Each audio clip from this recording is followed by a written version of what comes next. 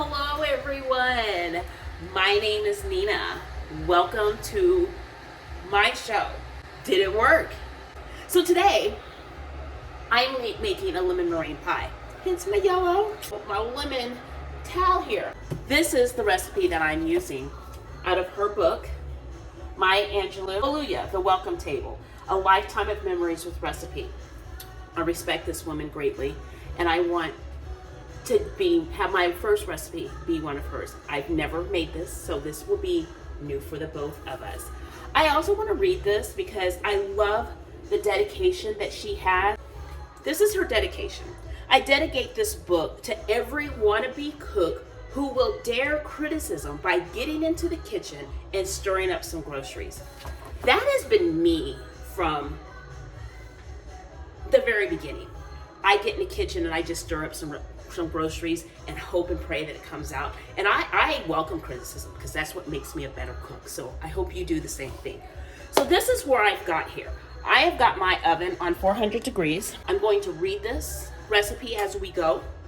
And this is on page 7 of her book. So when you go and get her book to do this recipe, you'll know what it is. What I do is all these ingredients, I have them set out. These are all the ingredients I'm going to need, plus the water. The book calls for 1.5 cups crumbs from soft type bread. Now, with the instructions, to me, that's kind of vague instructions.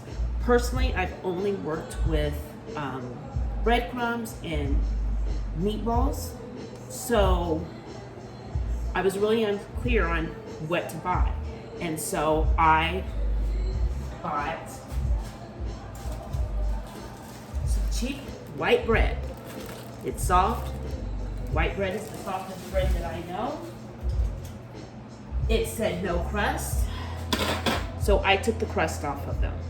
And so I am now getting my little bitty food processor, and I bake them in the oven at 250 until they were crumb-like.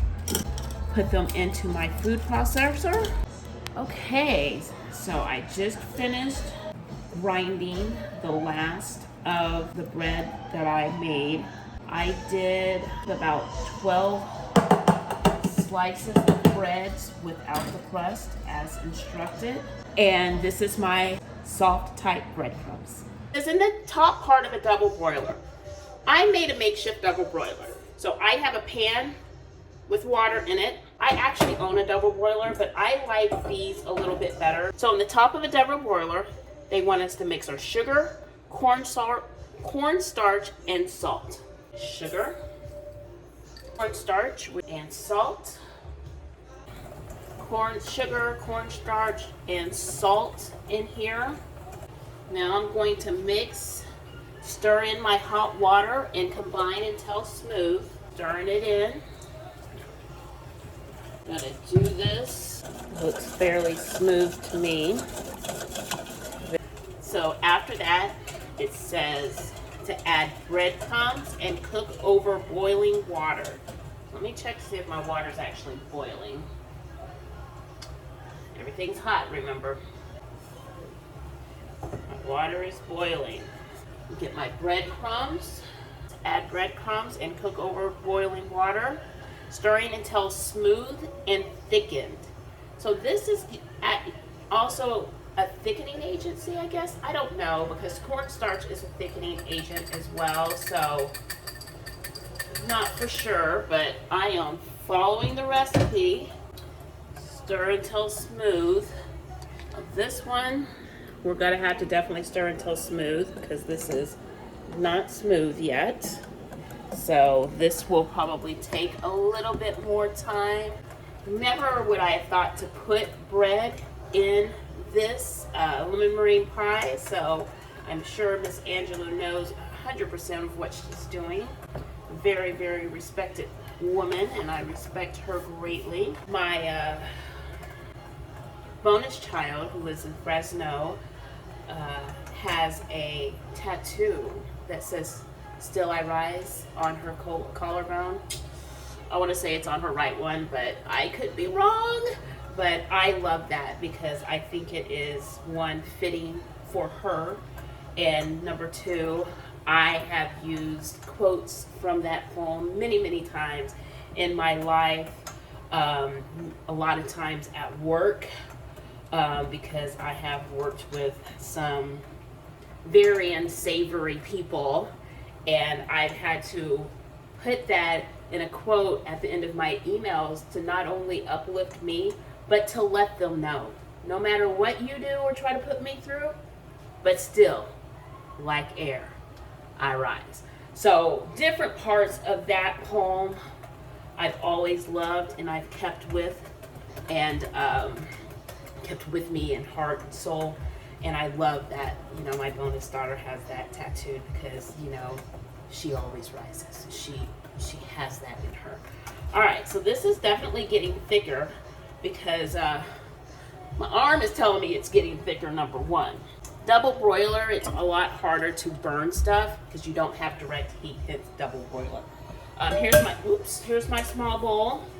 In a small bowl, beat egg yolks. So I got my egg yolks, sticking these in. Get my fork so I can beat.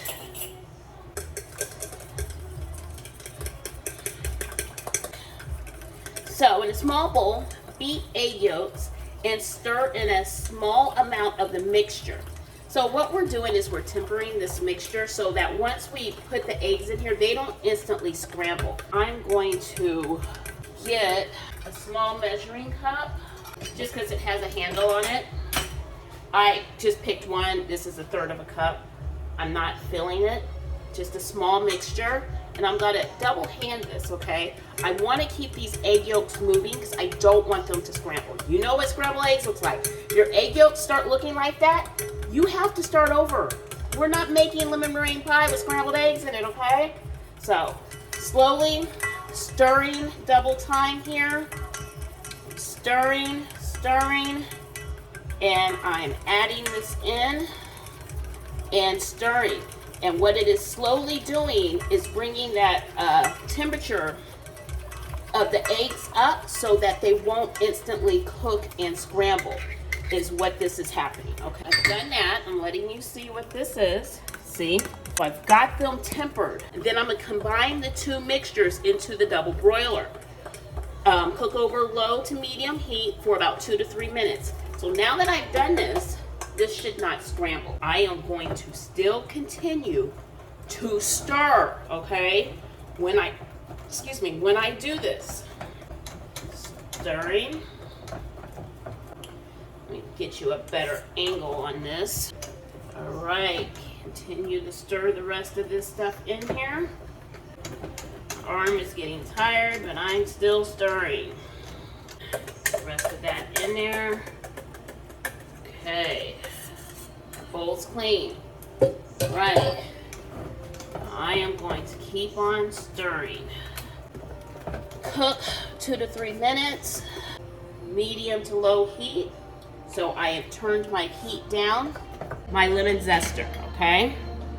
My recipe says grated rind of lemon. That's what you want. See, just there. You don't want to get a bunch of that white, because that white is bitter. You don't want that bitter taste in there. I'm gonna do this lemon until this lemon is white.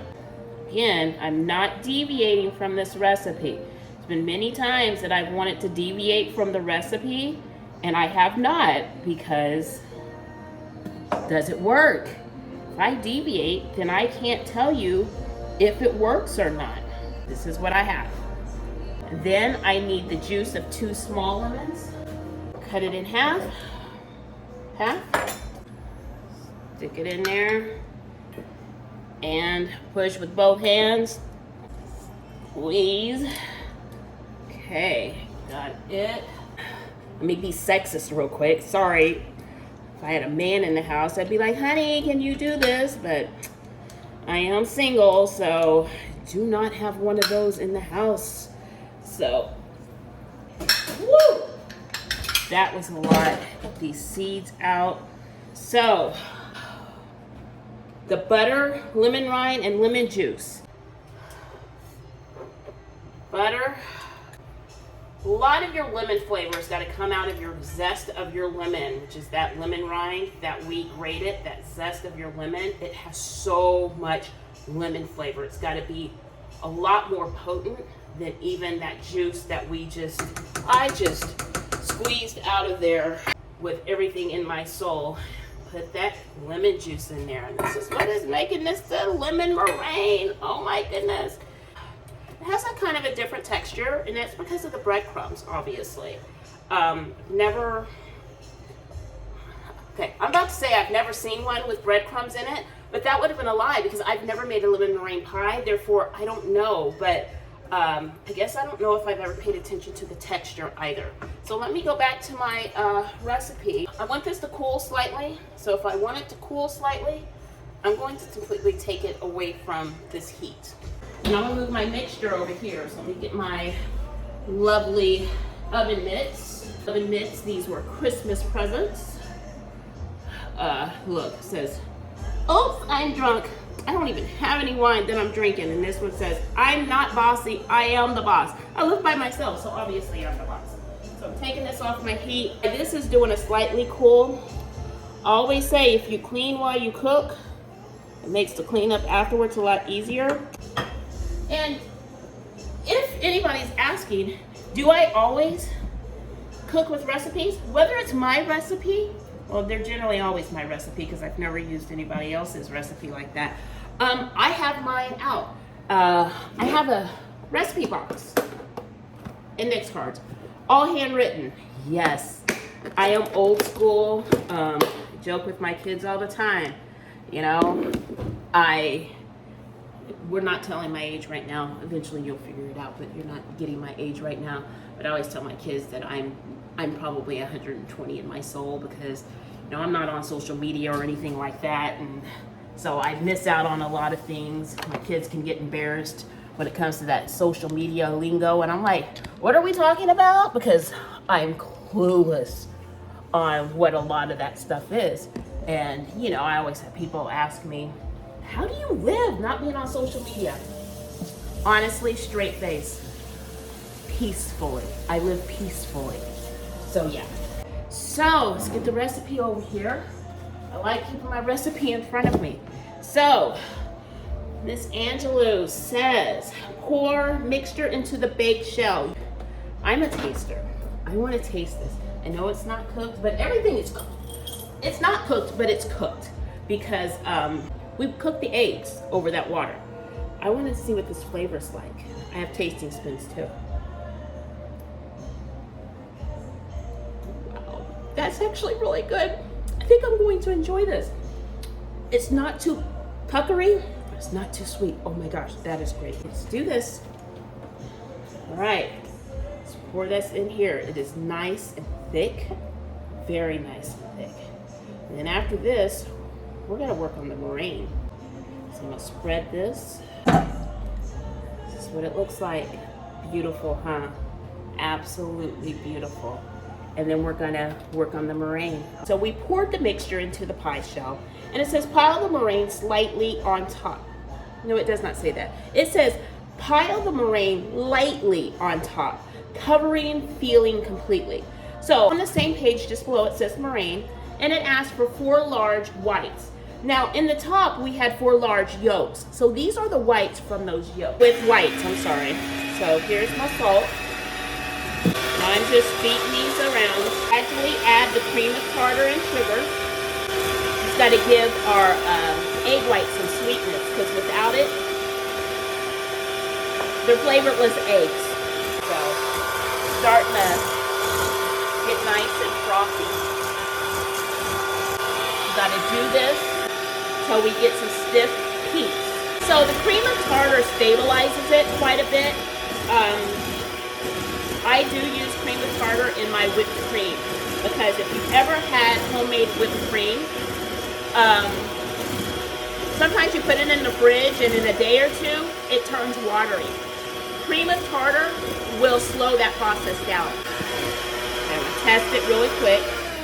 Turn that off. Look at that. So, ready? I'm gonna test it.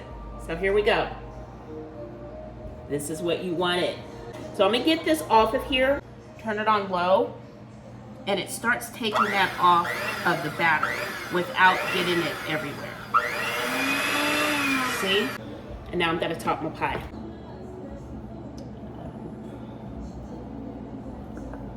Doing it all around the edge of my pie, then I'll work towards the center when I'm spreading it out.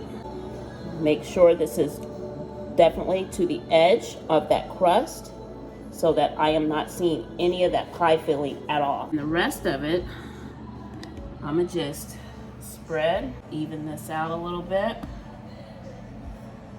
mainly towering towards the center. Then what I'm gonna do, so I don't have it just flat, I'm gonna take my spatula and do this. You see these peaks that are happening? It's giving it some texture. Gives it a professional kind of look to it there. Next instructions says to bake for 10 minutes or until lightly browned. So I'm gonna stick this in my 400-degree oven. Put that right nicely in the center there. Timer for 10 minutes. And here's the reveal. What do you think? Oh my gosh. Beautiful. You see the tops of them are a lot browner than the other ones. See the depth that it gives the pie? That is exactly what we're looking for. I'm going to show you the picture in the book. There's the picture in the book. Tell me that at least the top color of that, we're looking good.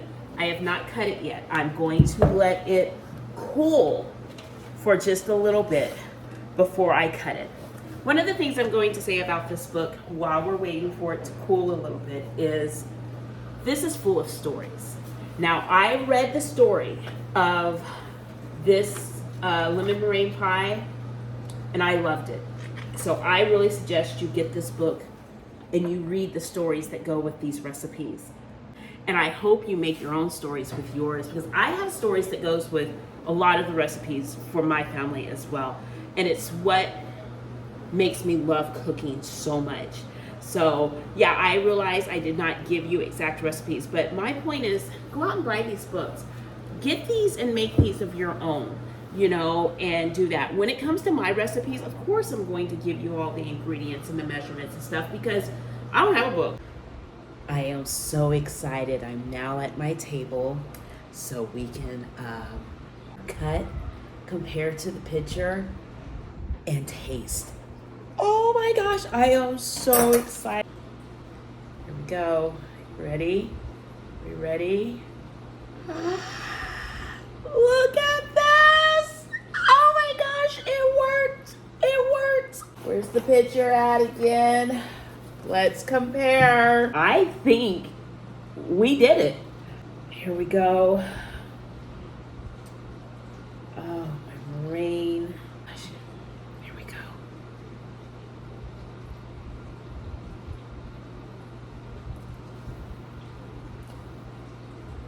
I can taste the lemon, but it's not making me pucker, but it's giving me that lemon that I want. And it makes me want to go in for another bite.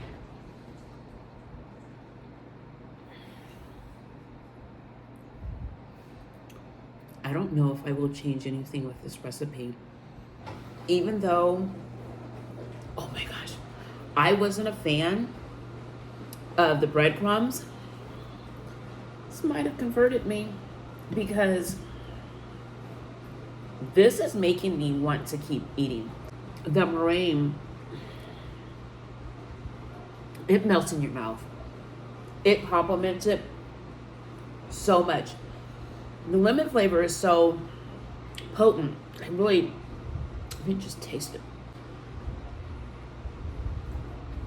The meringue's perfect. It's got just enough sugar to do what it needs to do. Complements this, oh my gosh, so well. I am turning off, but again, Maya Angelou, and I am going to read this dedication again because I love it so much. This book is to every wannabe cook who will dare criticism by getting into the kitchen and stirring up some groceries. She also writes in the bottom to O, we all know O is Oprah, who said she wanted a big, pretty cookbook. Well, honey, here you are. This recipe I will not change. Until next time, cook with your soul, love with your heart.